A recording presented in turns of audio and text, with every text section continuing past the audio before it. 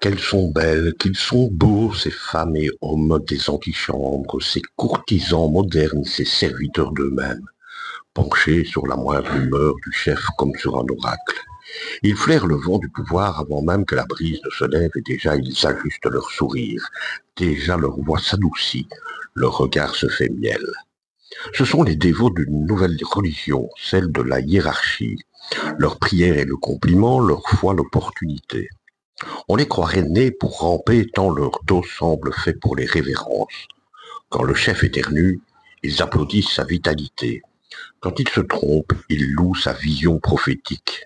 Rien ne les émeut plus que l'odeur de la faveur, ce parfum capiteux qui les grise et les abrutit. Zola eût crié leur nom comme il cria jadis celui des exploiteurs. J'accuse les cireurs de bottes du pouvoir. J'accuse ces consciences molles, ces hommes sans colonne, ces bouches toujours pleines d'éloges, de dévaster l'honneur plus sûrement que les tyrans, car le despotisme ne prospère que sur la servilité. Il lui faut, pour croître, tout un peuple d'agenouillés. Ces flatteurs ne cherchent ni la justice, ni la vérité, ni même la paix de leur âme. Ils cherchent la caresse du maître, cette onction du regard qui fait croire à l'existence. Ils s'inclinent pour exister, ils s'effacent pour briller. Quelle tragédie humaine que cette quête d'estime vendue à si vil prix. Et pourtant, ils se disent habiles, stratèges, politiques. Non, ils ne sont que des comédiens du renoncement.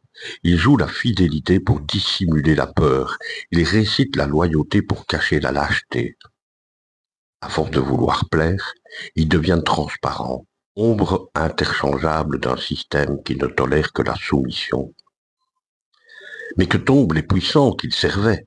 Alors, on les verra fuir, comme des rats quittant le navire, emportant dans leur poche la poussière des bottes qu'ils ont trop souvent cirées.